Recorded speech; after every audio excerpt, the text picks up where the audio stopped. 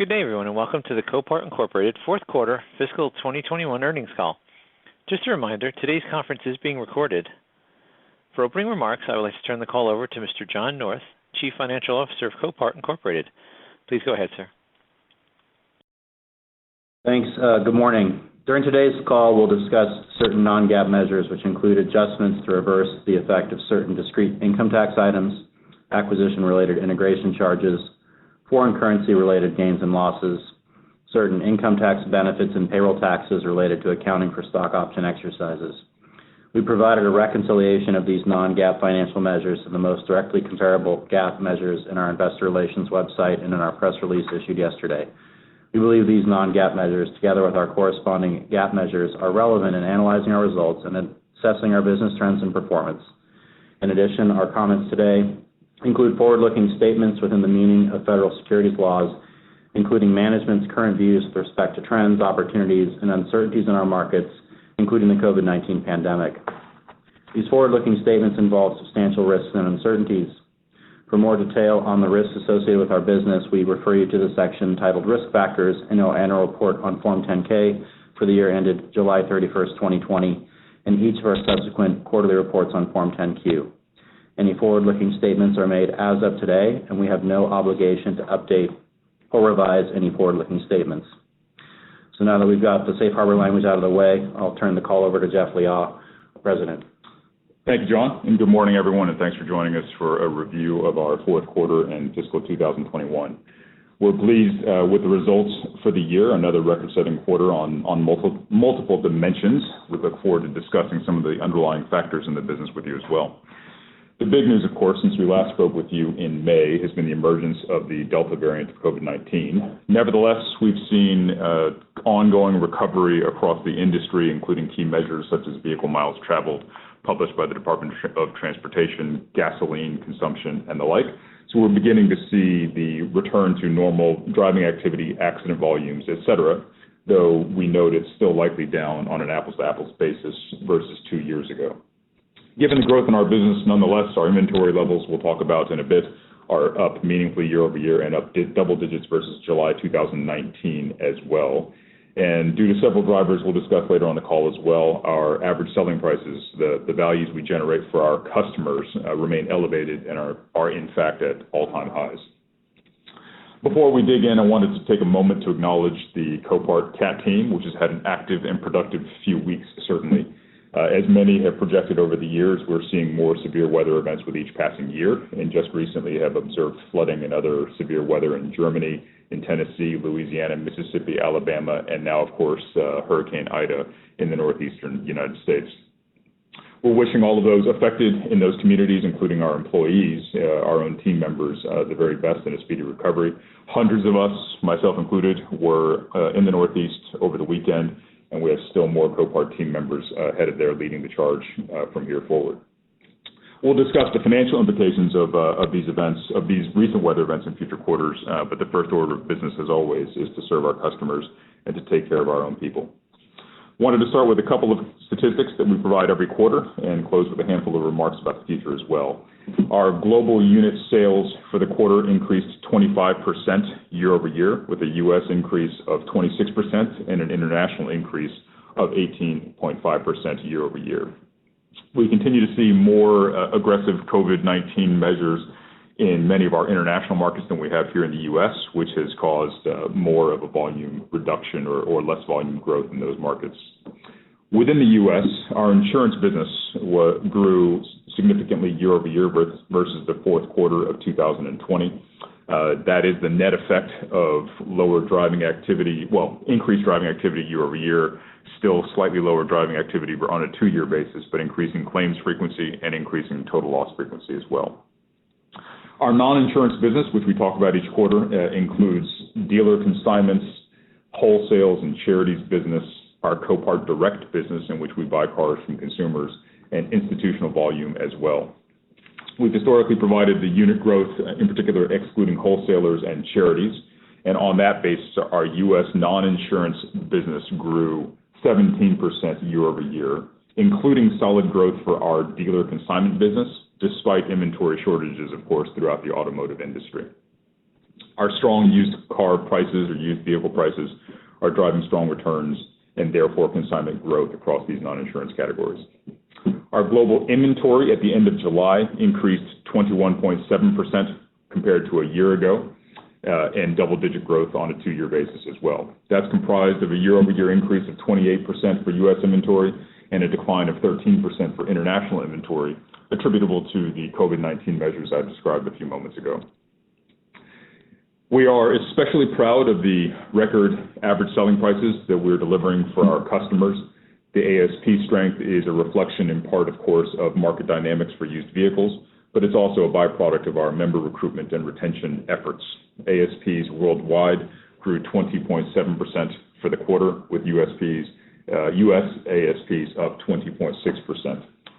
The question we often get is how much of that is attributable to mix shift, and it's not. So our insurance ASPs are up comparable levels or even up more still than that. While growth in used car prices have, of course, contributed to our ASP growth, our selling prices throughout the pandemic and prior to it as well have generally grown at a rate in excess of that of used car prices as well, that being a reflection of the marketing and member recruitment efforts I mentioned a moment ago. The Mannheim Index, which is one of those third-party indices we do track, is at 194.5 for the month of August, an increase of 18.8% year over year. We track other indices as well, which would provide similar directional guidance. Our average selling prices are certainly the ultimate output metric for auction liquidity, but the underlying figures that support that notion, the notion of the flywheel effect, certainly continue as well. In the fourth quarter, we noted more bids per unit, more domestic bids per unit, more international bids per unit, all compared to a year ago. Our auction liquidity is stronger than it has ever been. The natural questions, of course, will continue to be about what happens after the pandemic goes away. I think we certainly hold an appropriate level of humility given the once-in-a-lifetime nature of the event, and our comments will largely be U.S.-centric. But I think it's worth revisiting some of these longer-term assumptions we've talked about on prior calls and how they've been affected by the pandemic. Driving activity certainly is rebounding by the measures we have seen, gasoline consumption and vehicle miles traveled, but not yet back to 2019 levels. We continue to believe that longer-term mobility will continue to grow, that miles per person in the U.S., but certainly in our emerging markets in many of the countries that are buying our highest value vehicles, will grow significantly. We saw accident and claims frequency decline somewhat during the pandemic, but it actually increased relative to miles driven. That is a new learning for us in the pandemic to see. I think the historical conventional wisdom has always been that if there are fewer vehicle miles traveled, that accident frequency per miles traveled will decrease. But in effect, or in actual practice, we've seen arguably more distracted driving, certainly higher speed driving, and therefore accident frequency can in some respects be inversely related to vehicle miles traveled, accident frequency per miles driven. On total loss frequency, the most important driver of our business long term that we've talked about at length in the past, we've seen that increase during the pandemic as well, and I wanted to offer one addendum to that in a moment. On the durability of ASPs, we note the longer term trends in favor of ASPs. We continue to see increasing demand from emerging economies for the wrecked vehicles from the U.S., UK, Canada, other mature economies. These emerging economies are especially eager to purchase our vehicles, which our wrecked and totaled vehicles become their drivable fleet. That trend has been a 30, 40-year trend, and we think will be so for the foreseeable future. I wanted to note one important consideration that I think can be easily overlooked. The natural questions are about when the selling prices could face weakness in light of an eventual recovery in semiconductors and new cars and the like. What I think is sometimes misunderstood is that all else equal, high ACVs or high pre-accident values actually reduce total loss frequency. The more a car is worth before the accident, all else equal, the more prone it is to be repaired. And so eventually, certainly if there is a decline in ASPs or a decline in vehicle values, the offsetting consideration is that we would see higher total loss frequency and therefore higher consignment volume. We continue to make our operating and strategic decisions predicated on the expectation of long-term growth post-pandemic, consistent certainly with what we've communicated over the years. We're grateful for the strong financial performance this quarter. Against the backdrop of a pandemic and now severe weather events all over the world, it can feel awkward to sound a congratulatory tone on the call. But nonetheless, we're certainly pleased with our results in the fourth quarter, excited about the year ahead.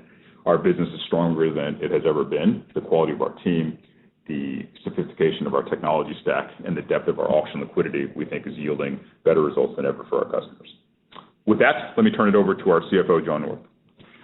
Thanks, Jeff. I'll make a few comments on more of our operational results, and then we can open up some questions. For the fourth quarter, global revenue increased $223 million, or 42%, including a $12 million benefit due to currency. Global service revenue increased $162.4 million, or 36%, primarily due to higher average selling prices. U.S. service revenue grew 36%, and international experienced an increase of 29%. Purchased vehicle sales increased $60.6 million, or 89%, due to higher ASPs and increased volumes. U.S. purchased vehicle revenue was up 99% over the prior year, and international grew 73%. As a result, purchased vehicle gross profit, defined as vehicle sales less cost of vehicle sales, increased by $1.6 million overall. Global gross profit in the fourth quarter increased by $107.1 million, or 43%, and our gross margin percentage increased by approximately 11 basis points to 48%.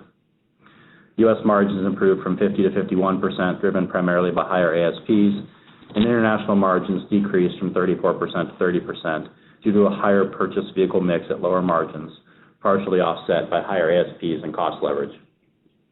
I'll now move to a discussion of G&A expenditures, excluding stock compensation and depreciation expense. G&A spend increased $5 million from $34.6 million a year ago to $39.7 million in 2021, but decreased from 6.6% of revenue to 5.3% of revenue this year, an improvement of 130 basis points. We anticipate G&A to continue to improve as a percentage of revenue in future years. As a result, our GAAP operating income increased by 47% from $205.7 million to $301.5 million. We delivered 114 basis points of operating margin improvement due to revenue growth from strong ASPs and leveraging volume. Net interest expense increased $0.2 million, or 5% year over year, primarily due to our upsized revolving credit facility, which we upsized in July of last year. Q4 income tax expense was $43.1 million at a 14.4% effective tax rate, reflecting an $11 million tax benefit on the exercise of employee stock options, which have been adjusted for purposes of the non-GAAP earnings included in our release. On a non-GAAP basis, our effective tax rate would have been 17.6%, and our full-year rate would have been a normalized 20.8%. Fourth quarter GAAP net income increased 55% from $165.5 million last year to $256 million this year. Adjusted to remove the effects of currency, acquisition-related costs, and the tax benefit on the exercise of stock options, non-GAAP net income increased 51% from $163.4 million last year to $247.3 million in the fourth quarter of this year. For fiscal year 21, on a full-year basis, global revenue increased $486.9 million, or 22%, including a $31.6 million benefit due to currency.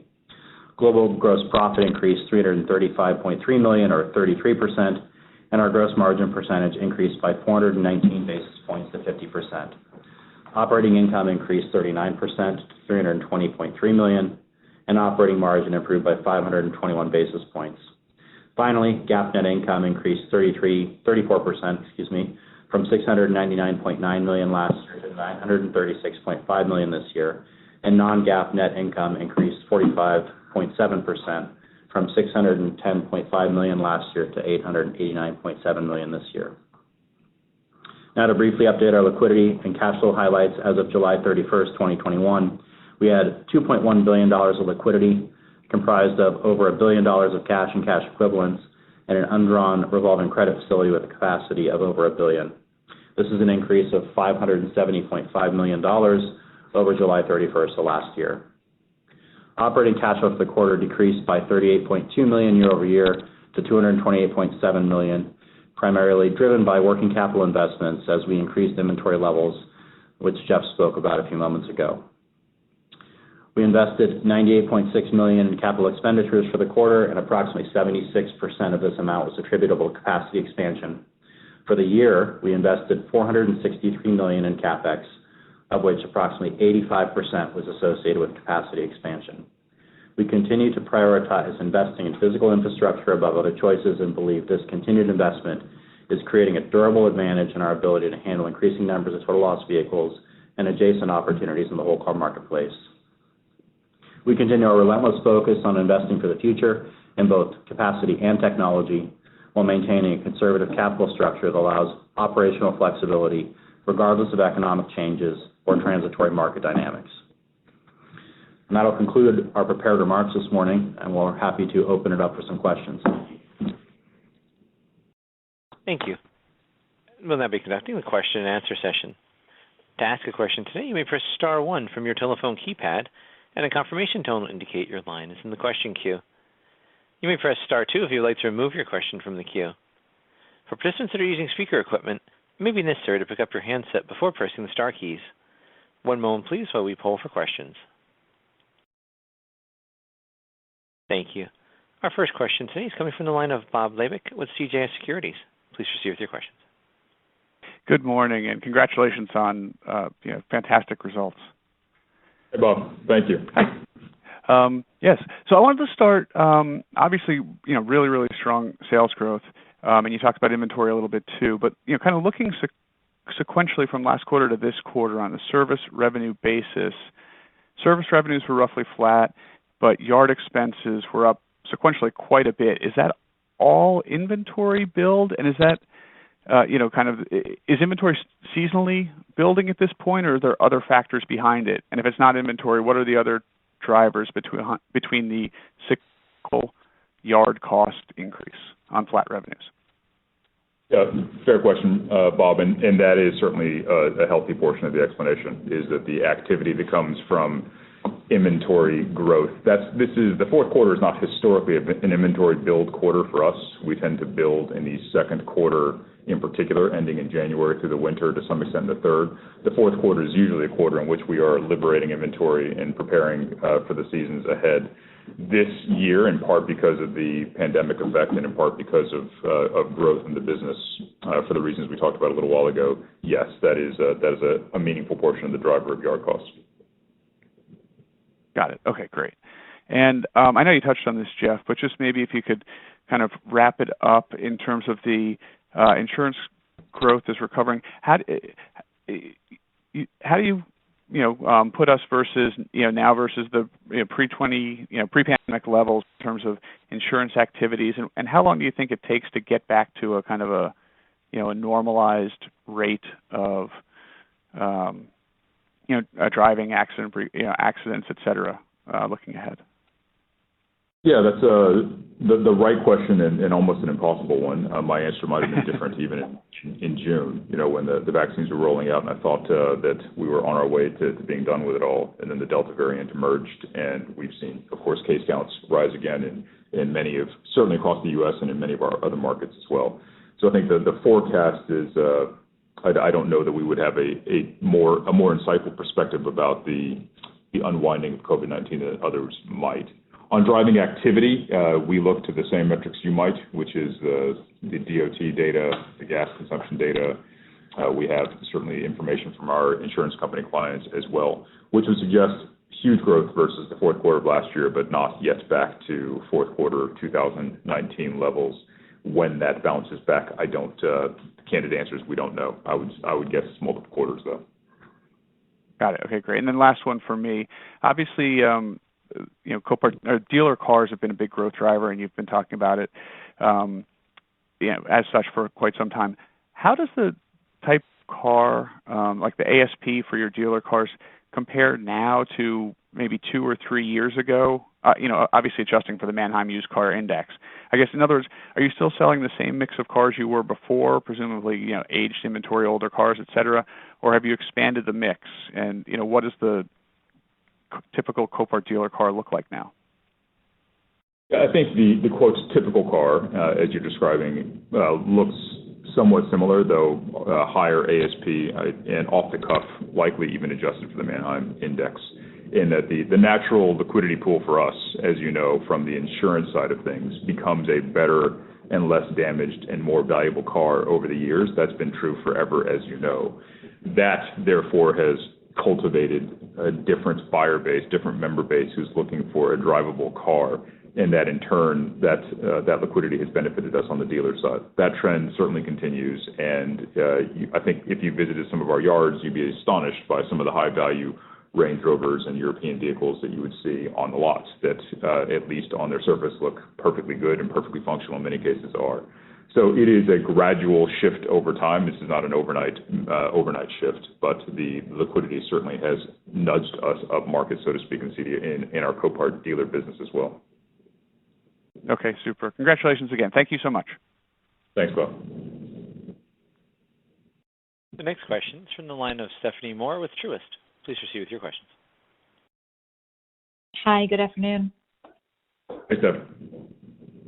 I wanted to touch a little bit on the impact of the catastrophic events that have really swept the globe over the last couple of months.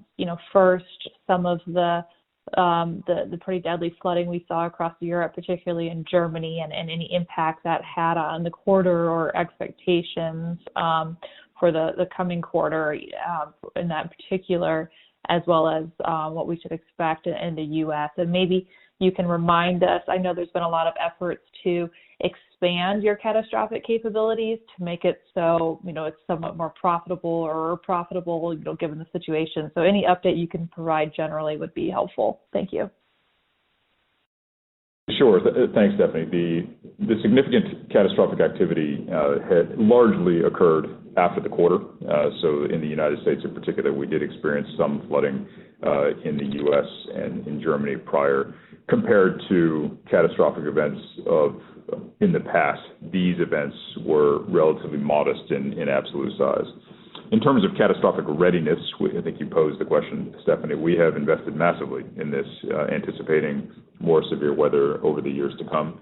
In a catastrophe, the key questions are, do we have the technology to support the suddenly accelerated volume of activity? The answer is yes, and we are continuing to invest behind it. Do we have the land to store the vehicles until we can process the titles and sell them on behalf of our insurance company clients? The answer to that is yes. We have bought and built catastrophic yards that in many cases run idle, simply awaiting a catastrophic event to service our customers again. We certainly, depending on where the CAT event might be, also then lease land on a temporary basis as well to expand our capacity. And then towing and trucking is certainly an important variable as well. We pick up, of course, millions of cars a year on behalf of our customers and have, again, a more acute need in the middle of a catastrophe. We have therefore invested in a fairly sizable fleet of our own, which we expect to continue to invest in as well to support those efforts. So these are folks day to day who are deployed in their home yards, but in a crisis are asked to join us on the ground where the need is most acute. So those are all ways for us to address to be more ready in anticipation of the weather events rather than scrambling last minute. Those have been investments that we've made very consistently and continue to grow year after year. Got it. No, that's really helpful. And switching back to Germany, is this a situation where thinking a little bit more longer term, where maybe the impact of the flooding and where you guys were able to come in and really show your value from a consignment model standpoint, is that an opportunity where it might accelerate this shift on what you're providing in Germany with insurance carriers and maybe potentially get them to shift over to more of what the model looks in the U.S. or any update there? Yeah, I think that's an insightful question or insightful premise. And I think it is true that in Germany and elsewhere, the catastrophic events very much underscore the Copart value proposition, that our service, our hustle in a moment of crisis is still more visible at moments like that to insurance carriers, whether they are longtime customers who have been with us for 30 years or German insurance customers we are courting for the first time or converting more of their volume to the consignment model under Copart's business model. That, I think, is certainly true. So all else equal, this for sure, it better communicates our value proposition to the German market. Got it. I'll leave it at that. Thank you. Thanks, Stephen. The next question is coming from the line of Craig Kennison with Baird. Please proceed with your questions. Hey, thanks for taking my question. Copart likes to innovate without much fanfare, I think, but I'm curious if you would call out any key platform enhancements you might have made in the last 6 to 12 months that could be driving value for your buyers or sellers. And Craig, I think the introductory clause there, I think, is accurate. We tend not to declare much victory, in particular on investor calls, where we launch these products to our sellers, our customers, and our members as well. So I'll talk more broadly. I think we have introduced a range of products and enhanced them that help our customers to process titles more quickly.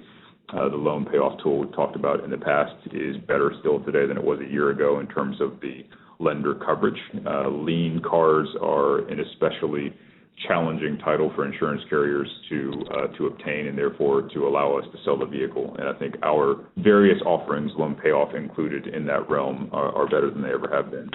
When it comes to the member side of things, we have deployed a number of different tools, including app-based tools, including mobile check-ins and scheduling of pickups and such that has made their experience more seamless. And we think we are reducing friction for new and existing members to buy cars at Copart, and certainly have much to do on our to-do list to move that ball forward.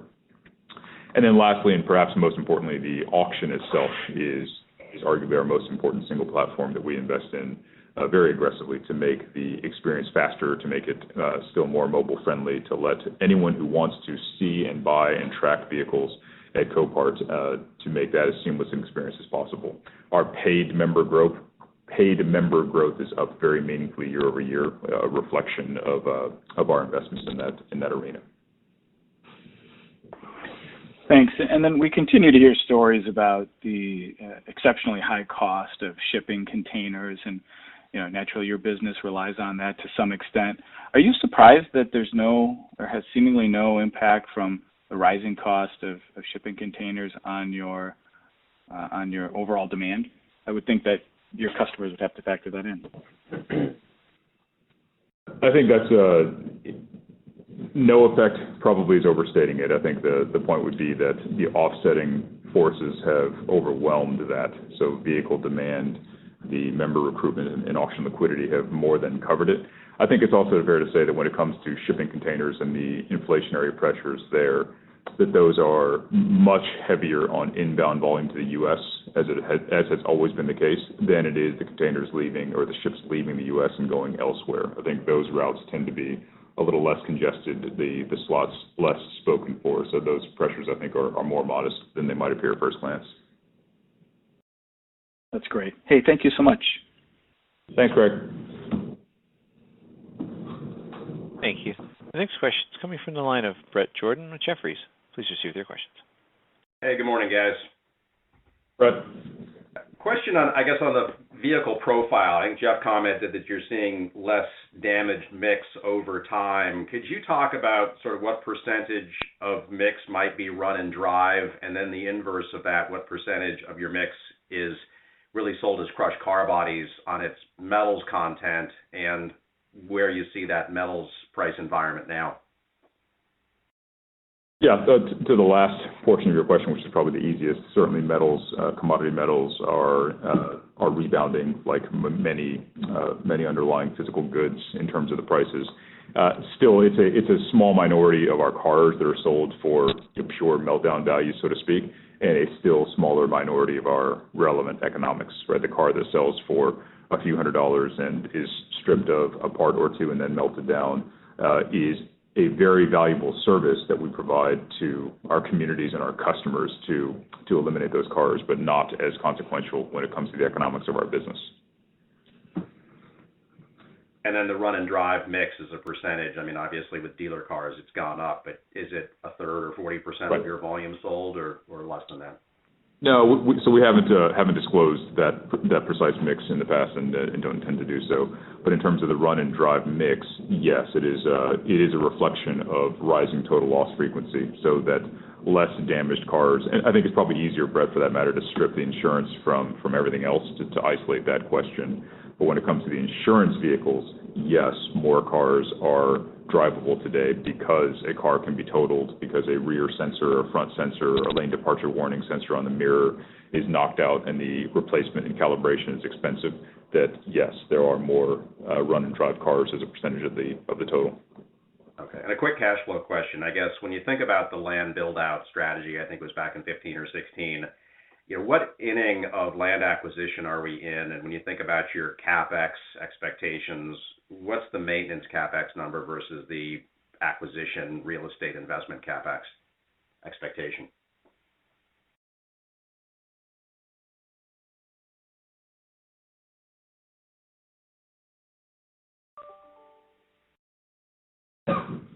Rob? Thank you. Our next question is from the line of Daniel Imbro with Stephens. Please proceed with your question. Hi, this is Joe Enderlin on for Daniel Imbro with Thanks Stephens. for calling Income Conferencing. Thanks so much. The next available conference specialist will be with you. Still setting up on the speaker line. This is us right here. So let's be careful then. Hi, so our question, we're looking for availability on land overseas. I wanted to know if it's kind of an arduous process to find land, and given the growth. Hello, Rob, can you hear us? Yes, I can hear you, gentlemen. Please continue. Okay, yeah. Given the growth in Germany, do you have the capacity to support more growth?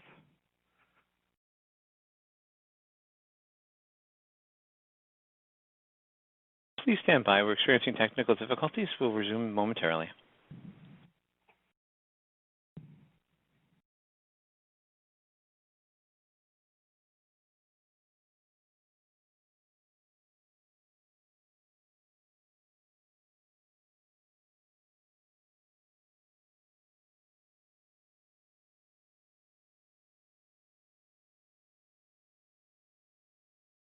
Gentlemen, if you can, this is your operator. If you can hear me, you may continue with your presentation.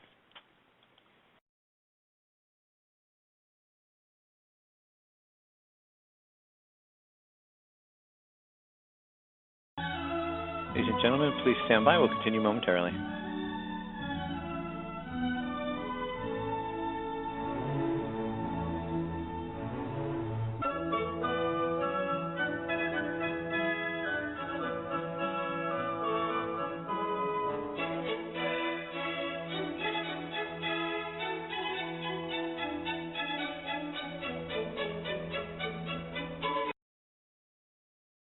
Gentlemen, you may continue with your presentation.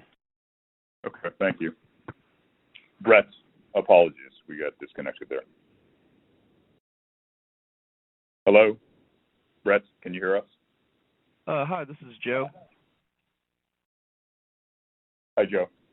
Hey, so I was looking for some color on the availability of land overseas. I'm wondering if it's an arduous process to find land, and then given the growth in Germany, do you have the capacity to support more growth there? Great. Good question. And certainly the challenge of land acquisition and development is universal. It varies, and it certainly varies by degrees, even here in the United States, depending on what city and state we're talking about. It then varies across countries as well, and within those countries as well. So it's difficult to provide a thoughtful, nuanced answer there. But yes, the challenges are similar.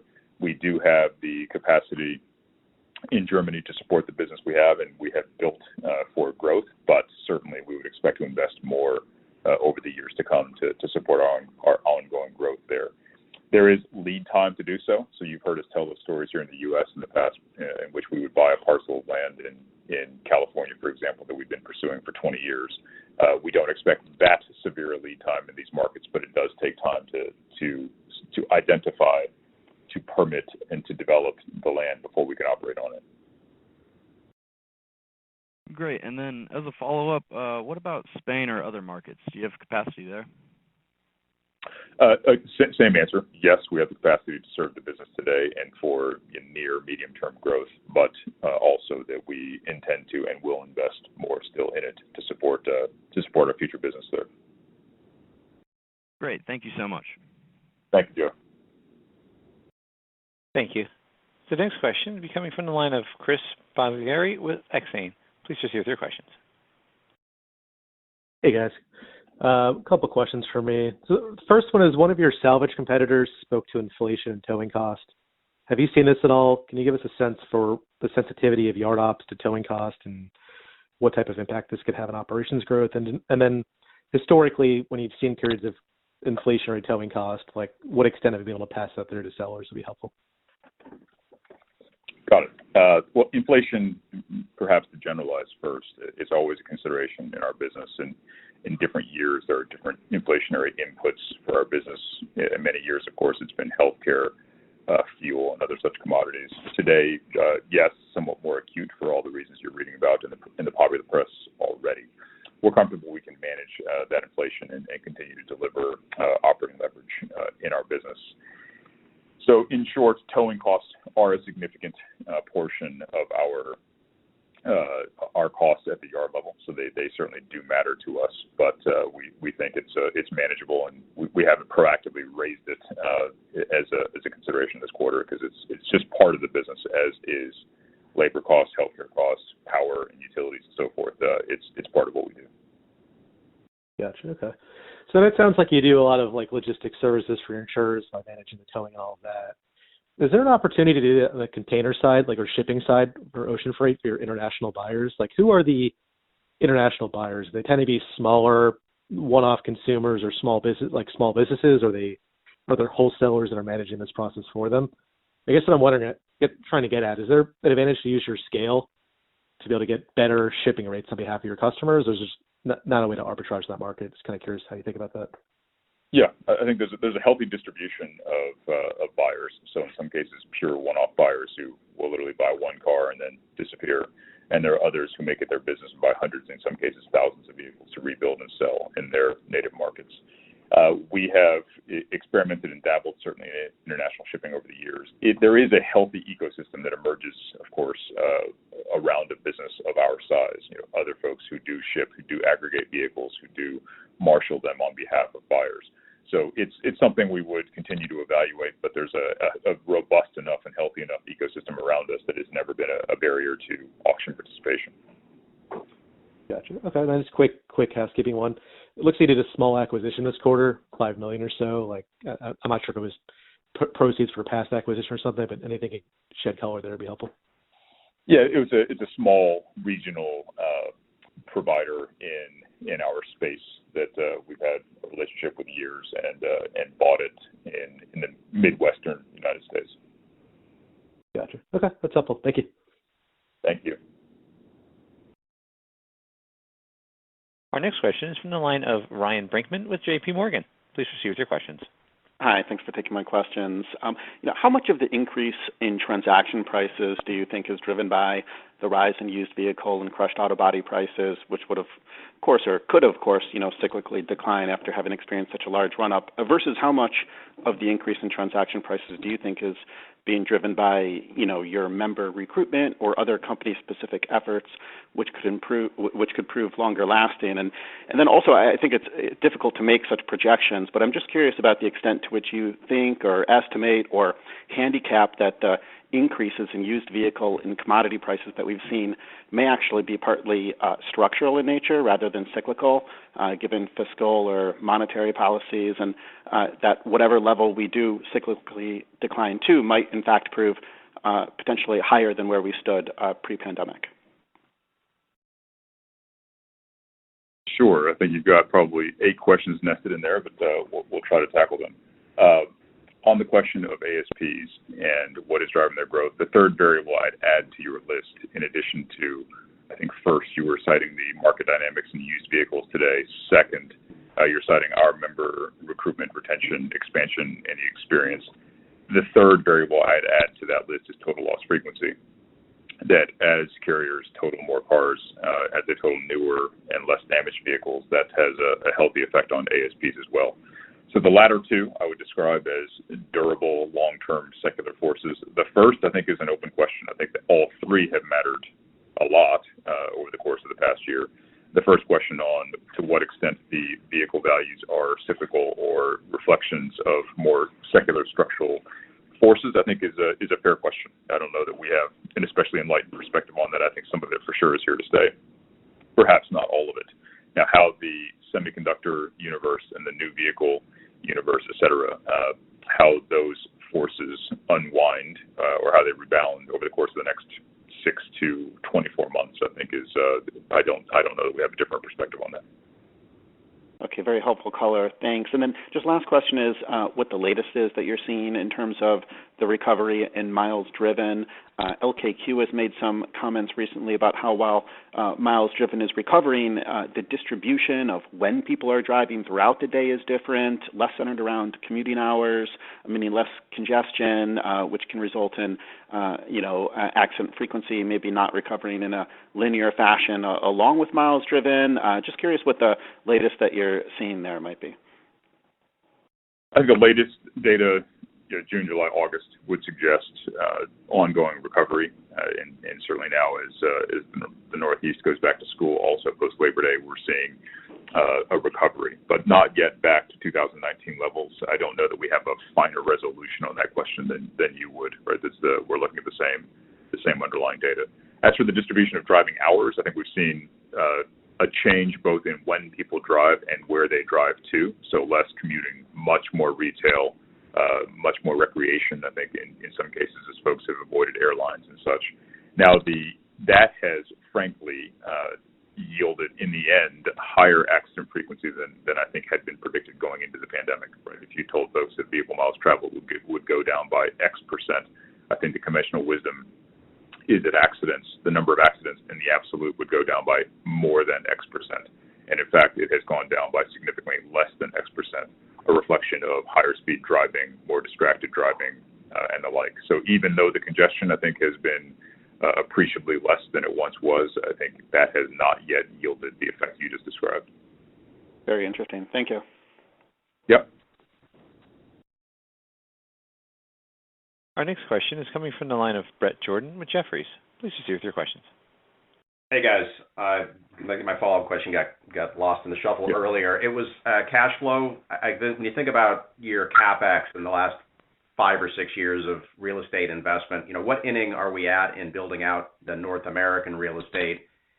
And, as you think about your CapEx number, what number would be maintenance versus acquisition of additional real estate going forward? Yeah, fair question, Brett. I think we launched, you may remember Jay talking about it in the spring of 2016, our then 2020 program to expand our footprint to absorb the growth that was to come. If anything, we had then under-declared our ambitions by a fair bit and have continued to invest even through this past quarter, as you've seen. The issue with a forward prognosis is that this is a dynamic question. It's a reflection of what we see in volume growth, share gain, growth of our non-insurance business, cycle times, et cetera. But we are certainly continuing to meet literally weekly to review our investment opportunities in land and the like, both in the U.S. and overseas. So my expectation is that we'll continue to invest in land. Each quarter, as you know, tends to be very lumpy because the nature of land is that we chase it for a long time and it finally comes through, and therefore one quarter is suddenly much more substantial than the prior one. But we can continue to invest in our business. It's essential to what we do, so we expect that to continue. Okay. Could you give us sort of an expectation on maintenance CapEx so we can sort of bucket what is acquisition versus ongoing spend? Yeah, maintenance CapEx, I think, as a proxy, depreciation and amortization is a decent starting point. It's a reflection of the useful lives logic that we are diligent about and review with our accountants and so forth that should reflect how long that asset should last. And it's a good proxy certainly across the company overall. All right, great. Thank you. Thanks, Brett. Thank you. As a reminder, if you'd like to ask a question at this time, you may press star 1. The next question is from the line of Stephanie Moore with Truist. Please proceed with your questions. Hi, thank you for the follow-up. I just had a quick point, I think you touched on many times just the efforts that have been done on a member recruitment side, on the buyer side. So maybe you can touch a little bit on, is there anything different that has been done? Has the strategy needed to change, or just remind us what you're doing specifically just to reach that larger buyer base? Has anything changed to create maybe a more stable buyer base where you have more consistent purchases? Just anything there would be helpful. Thank you. Excellent. Appreciate the question, Stephanie. And this is the logic is a little bit circular, but it is the growth, the quality of our cars, the vehicles that we earn the right to sell from dealers, then brings additional members on board. The increasing total loss frequency brings more members on board. The increasing members who are on board then brings more consignments from dealers and insurance companies. So it certainly is circular, so it very much works in both directions. In terms of the actual active measures we take on member recruitment, it very much varies by country, by market, by type of buyer. It can include things as mundane as trade show attendance, physical media, certainly social media and the like, but radio ads, et cetera. It's all over the map, and we try to have a sophisticated market-specific approach to each of our major member buying countries. It's also a major to-do of ours to anticipate the next country, which has the characteristics of one that should be a major Copart buyer, and to invest proactively in that. And then once they're in the funnel, we view the member experience as paramount as well, not just the registration and becoming eligible to bid and participate at Copart auctions, but really the lifetime journey with Copart, what it means to buy a car, pay for it, pick it up, and so on and so forth. And there are certainly enhancements we'll provide there over the years to come as well. Great. Thank you. Thank you. Our final question is from the line of Ali Faghri with Guggenheim. Please proceed with your questions.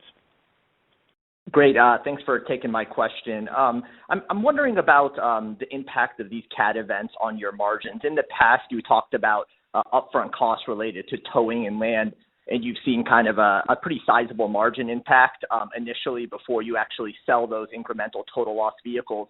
Given all of the investments you've made in land, as well as your fleet on the towing side as well, is there a chance that these CAT events have maybe less of a kind of near-term cost and margin impact than they have historically? I think it's perhaps more accurate, Ali, to say that for the same catastrophic event relative to 10 years ago, the financial impact to us is more muted than it otherwise would have been. Now, every catastrophic event is unique, and the East Coast is very different from Louisiana, which is in turn very different from Houston, Texas, which is certainly in turn different from Germany as well. So it's a matter of investing proactively. It's partially a question of cost because it allows us to clip the extremes of the supply curve, but it's largely about service too. The reason we own trucks and land and have a catastrophic team already assigned here at Copart who is ready to deploy at a moment's notice, that's as much about customer service as it is about cost. But yes, all else equal, the margin effects would be more muted today than they otherwise would have been, but the priority really is providing excellent service to our customers. Great, that makes sense. Appreciate the color. And then a quick follow-up. What drove the stronger vehicle sales growth in the quarter? Is there anything you'd call out there? The vehicle sales growth, there are a number of different avenues through which Copart purchases cars, including our Copart Direct business, which reflects vehicles we buy directly from consumers and in turn sell at our auction platform. It certainly includes our international business in Germany as we penetrate the market and show the market why the consignment model with Copart makes the most sense. We also help to get the flywheel going by purchasing cars there as well. So there are a number of different forces. I think, unfortunately, the vehicle sales number just has an awkwardly outsized effect on the P&L results, especially if you're focused on basis point changes in margin rates and the like. But certainly we continue to evaluate the business on a per vehicle economics basis, which is a little bit less transparent to the outside world. But yes, vehicle sales have grown, but even still relative to the actual size of our business, very modest, meaning if we were to gross up every car we sold to its actual selling price, you would see that the purchased vehicles is pretty modest in the grand scheme of things.